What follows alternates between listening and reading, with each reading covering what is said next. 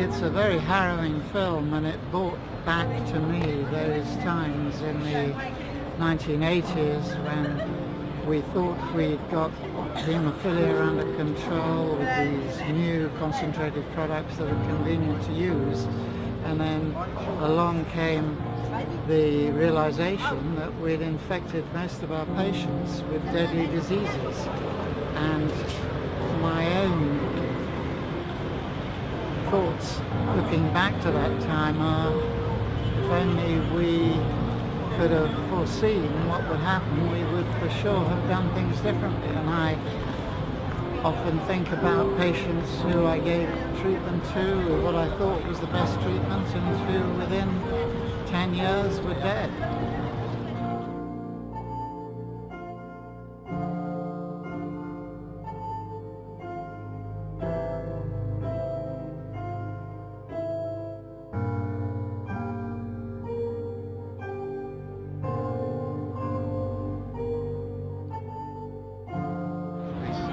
I think it was a terrible time for everyone. Myself, by 1984 we'd cloned factor VIII and been involved with the first steps towards a synthetic factor, and I left the Haemophilia Centre in 1986 to work mostly on basic research, which eventually led into the gene therapy that is just now becoming a reality. So I, from a distance, heard about patients who were personal friends, had died and went to funerals, and it became a war zone. It was a time of the most terrible ongoing tragedy, as that film so vividly portrays. I think it's a film that should be required viewing for drug company executives in the field of blood products. We're always loading up the syllabus for medical students, but it's a very important message to bear that as doctors, whilst trying to do our best for patients with our new technologies, there are increased risks, and it should not be forgotten. And this thing will happen again, but we need to be alert to the possibility that we're making a mistake, and be ever vigilant and take the most measures that we possibly can to be aware of new threats and to keep safety at the forefront. Speaking on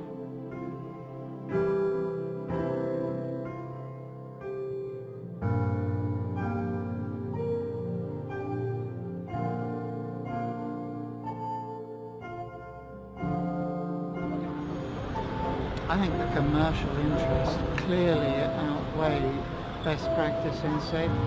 There are a number of points in that film that I hadn't been aware of before, like the continuing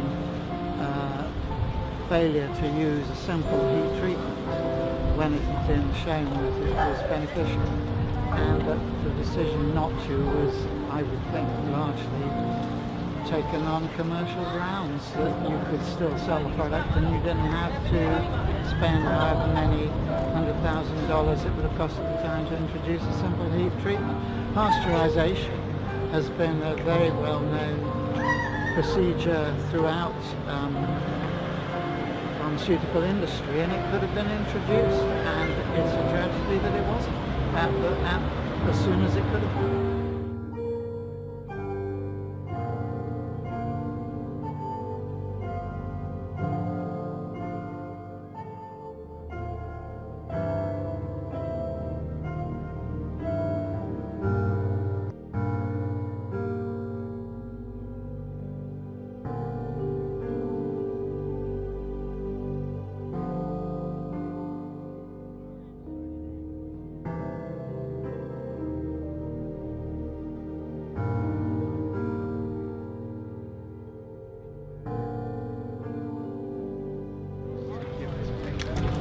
It is very difficult to be a paid consultant to a particular drug company and still keep completely independent independent in your thought.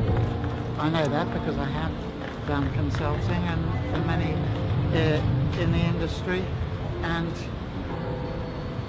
the standards now are certainly better for declaring interest than they used to be. You have to be completely transparent with the total amount of money that you receive and the fact that you're on consultation boards. It would be unusual for a very prominent researcher, medical doctor in the field not to be engaged with the companies who are making the treatments that we use, even only in an advisory capacity. So yeah, there can be conscious and unconscious bias. I wonder whether we definitely have better standards now. The hospitality is not so extraordinarily lavish as it used to be. I mean, it was overwhelmingly lavish at various stages that I can recall. I wasn't so exposed to it because I took a very academic route. But I can see how it could influence people, and why were they spending that money? Because they could gain influence.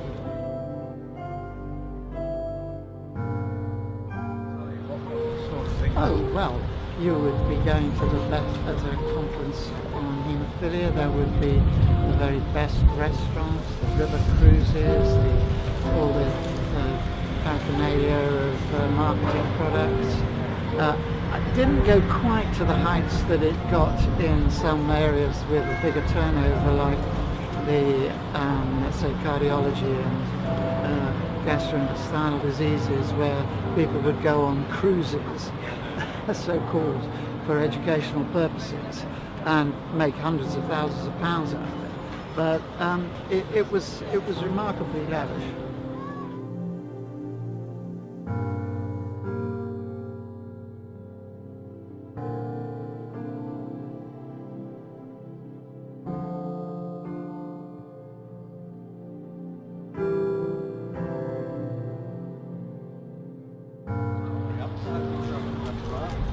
I heard something about this disappearance of records during the Penrose inquiry, to which I gave evidence, by the way, and the fact that his entire personal files had disappeared well before the time limits is suspicious to me, and he says he's not a conspiracy theorist, but it does look like part of a planned cover-up. It looks like. I would say it's a plausible explanation for why such a thing would happen. I think it deserves further investigation. And had Lord Owen's proposal for self-sufficiency gone through at that time, we'd have had a much lower rate of infection. There were opportunities missed.